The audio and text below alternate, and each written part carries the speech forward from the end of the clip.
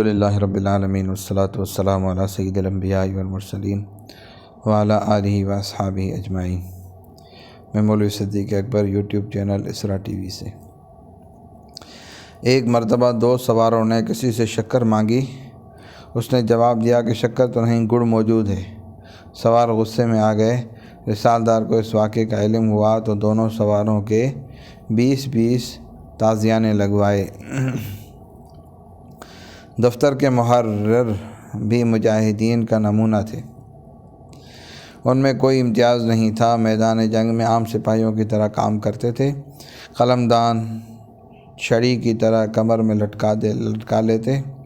جب لکھنے کی ضرورت ہوتی تو بے توقف لکھنے لگتے۔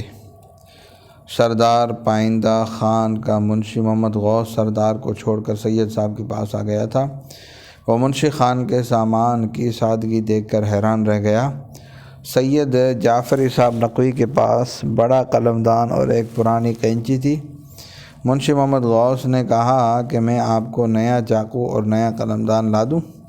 سید جعفر النقوی نے فرمایا، مجھے آپ کے چاقو کی ضرورت نہیں، آپ دین کی خدمت کیجیے، مجھے اس سے مسرت ہوگی۔ مجھے دنیا دار حکومتوں کے کارکنوں کی طرح نہ سمجھیے۔ یہاں جاروب کش اور افسر یکساں ہے۔ اخلاص کامل کی ضرورت ہے۔ جب اس قلمدان اور اس پرانی کینچی سے کام چل رہا ہے اور دوسروں کا چاقو لے کر قلم بھی بنایا جا سکتا ہے تو مجھے کسی چیز کی کیا ضرورت ہے؟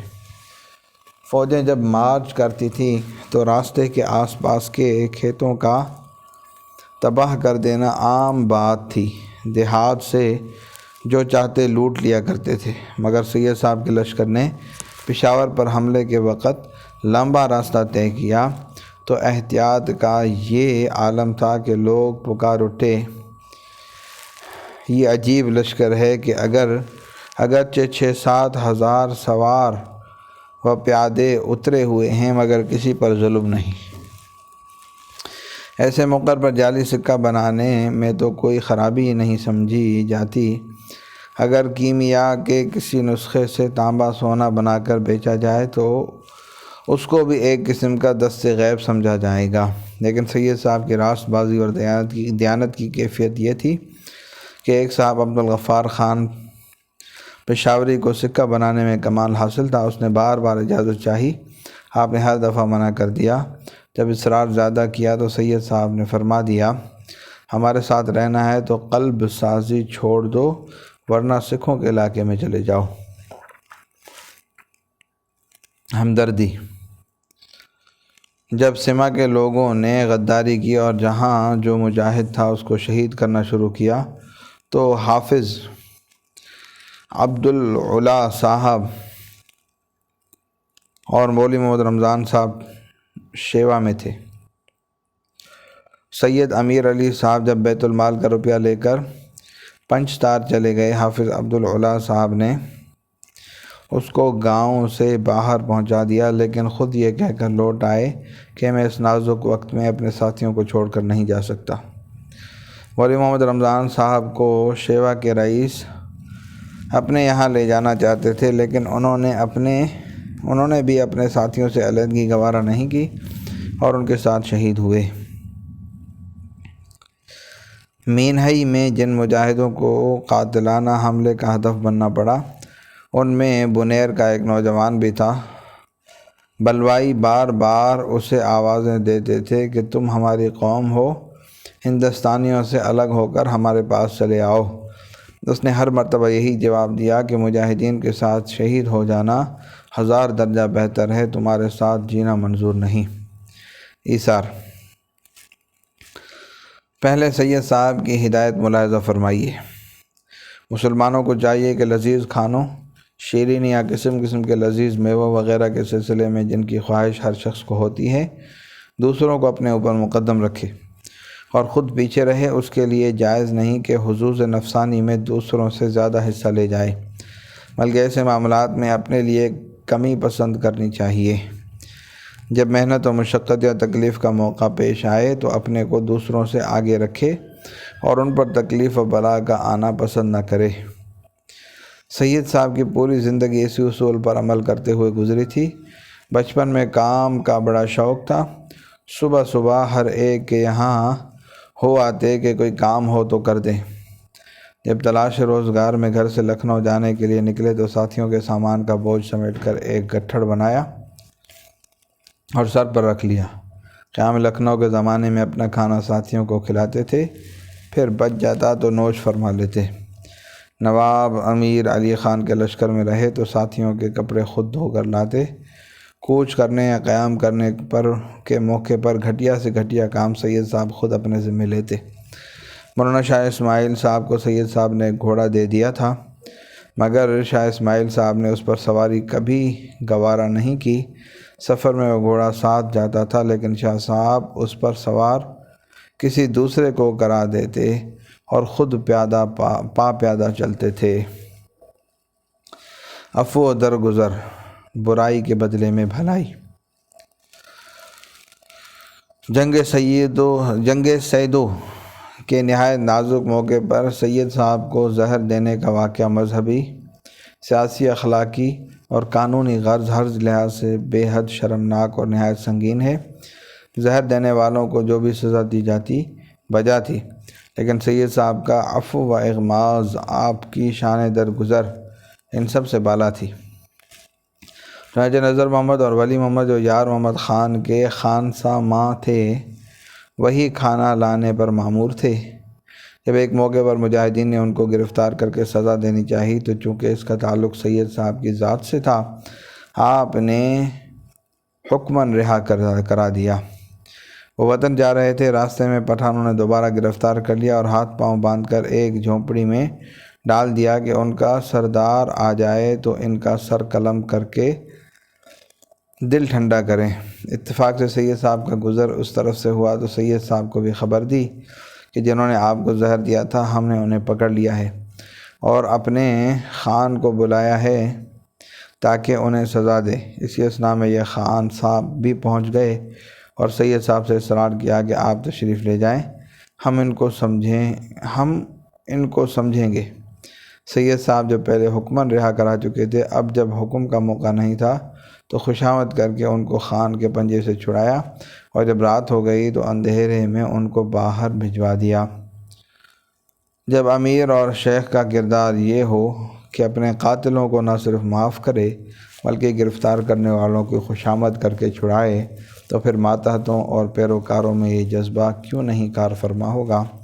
چنانچہ کبھی کبھی بشری تقاضا ابھرتا اور کسی بات پر دو مجاہدوں میں تنازع ہو جاتا، مگر خاتمہ اس طرح ہوتا کہ مظلوم ظالم کو بھائی کہہ کر معاف کر دیتا، ظالم خود پانی ہو جاتا۔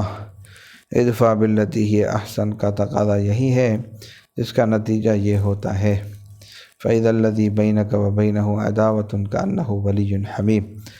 یعنی تعلیم یہ ہے کہ برائی کے جواب کے لیے سوچ سمجھ سے کام لے کر وہ طریقہ اختیار کرو جس سے نہ صرف یہ کہ آپ کا مظلومانہ غصہ فرو ہو بلکہ ظالم آپ کا جانثار دوست بن جائے۔ مولانا حافظ عبد الوہاب صاحب کمزور آدمی تھے، ان کو تقسیم رسد کا کام سپرد تھا۔ وہ قرآن شریف پڑھتے رہتے اور جو رسد لینے کے لیے آتا اس کو رسد دے دیتے، اور بہت سو کا ہجوم ہوتا تو نمبر وار پہلے کو پہلے دے دیتے، بعد کے آنے والے کو بعد میں، اس میں کوئی امتیاز قطعاً روا نہ رکھتے۔ ایک نووارد مولوی امان علی عظیم آبادی رسد لینے گئے تو ان کا نمبر بعد میں آنے والا تھا، انہوں نے پہلے لینا چاہا۔ مولانا عبد الوہاب صاحب نے فرمایا کہ باری آنے دو تب رسد دوں گا۔ مولوی امام علی تندرست و توانا تھے، مولوی عبد الوہاب ضعیف و نحیف۔ امام علی صاحب نے مولانا عبد الوہاب صاحب کو دھکا دیا، وہ آٹے پر گر پڑے۔ چند قندھاری اس جگہ کھڑے یہ ماجرا دیکھ رہے تھے، وہ مولوی امام علی صاحب کی طرف بڑھنے لگے تو مولانا عبد الوہاب صاحب نے روک دیا کہ امام علی میرا بھائی ہے، دھکا دیا تو مجھے دیا، آپ صاحبان جوش میں کیوں آ گئے؟ شدہ یہ خبر سید صاحب تک پہنچی۔ آپ نے مولانا عبد الوہاب صاحب کو بلا کر پوچھا، مولانا نے فرمایا امام علی نیک آدمی ہیں، اتفاقاً غصہ آ گیا تھا، میں نے معاف کر دیا، قصہ ختم ہو گیا۔ یہ جواب جب امام علی صاحب نے سنا تو ندامت سے پانی ہو گئے، خود سید صاحب کی خدمت میں حاضر ہو کر اپنی زیادتی کا اقبال کیا اور درخواست کی کہ مولانا عبدالوہاب صاحب سے میرا قصور معاف کرا دیجیے۔ وَإِن تَعْفُوا وَتَصْفَحُوا هُوَ خَيْرٌ لَكُمْ وَلَمَن صَبَرَ وَغَفَرَ إِنَّ ذَلِكَ لَمِنْ عَزْمِ الْأُمُورِ۔ اس طرح ایک عجیب و غریب واقعہ عنایت اللہ صاحب اور ایک سائس کا ہے جو اصل باشندہ غازی پور کا تھا مگر لاہوری کہلاتا تھا۔ قاضی مدنی صاحب بنگالی کے یہاں ملازم تھا۔ شکل و صورت اچھی نہ تھی مگر اخلاق بہت بلند۔ عنایت اللہ صاحب سید صاحب کے خاص محافظین میں تھے۔ چارپائی کے قریب اکثر انہی کا پہرا رہتا تھا۔ ایک تشت کے بلا اجازت لے جانے پر عنایت اللہ صاحب اور اس لاہوری سائس میں جھگڑا ہو گیا۔ عنایت اللہ صاحب نے لاہوری کے 2 گھونسے مار دیے۔ لاہوری صاحب نے اس کی شکایت کی، یہاں تک کہ معاملہ قاضی صاحب کی عدالت تک پہنچا۔ قاضی صاحب نے مشورہ دیا کہ صلح کر کے معاملہ ختم کر دیں مگر لاہوری صاحب نے فیصلے کا مطالبہ کیا۔ قاضی صاحب نے فرمایا کہ قانون شریعت کی روح سے فیصلہ یہ ہے کہ آپ بھی ان کے اتنے ہی گھونسے مار دیں۔ لاہوری صاحب اٹھے اور فرمایا جو بھائی حاضر ہیں گواہ رہیں، قاضی صاحب نے ہمارا عوض دلا دیا لیکن ہم نے اسے رضا الہی کے لیے چھوڑ دیا۔ یہ الفاظ کہتے ہوئے آگے بڑھ کر گھونسے مارنے کے بجائے عنایت اللہ صاحب کو گلے لگا لیا۔ ایک مرتبہ امیر المومنین سید احمد صاحب جب کھانا کھانے بیٹھے تو گوشت میں جلے ہوئے کی بو آ رہی تھی کیونکہ ہانڈیا میں داغ لگ گیا تھا۔ اتفاق سے سید صاحب کو ناگوار گزرا، یہاں تک کہ ہانڈیا پکانے والے عبداللہ کے لیے مردود کا لفظ بیان زبان سے نکل گیا کہ اس مردود نے خبر نہ لی۔ ہانڈیا جل گئی اور گوشت کھانے کے قابل نہ رہا۔ چند ساتھی جو حاضر مجلس سے اس وقت تو خاموش رہے مگر تھوڑی دیر بعد آپس میں گفتگو کرنے لگے کہ سید صاحب کی زبان سے یہ لفظ نکلا مناسب نہیں، سید صاحب سے عرض کرنا چاہیے۔ چنانچہ میاں جی نظام الدین چشتی، قاضی علاء الدین، مولوی وارث علی، مولوی امام الدین، حافظ صابر وغیرہ نے سید صاحب کو توجہ دلائی۔ سید صاحب فوراً متاثر ہوئے، عبداللہ صاحب کو بلایا اور پاس بٹھا کر ان سے معافی مانگی۔ وصلی اللہ تعالی علی حبیب سیدنا محمد وعلی آلہ وصحبہ اجمعین برحمتک یا ارحم الراحمین۔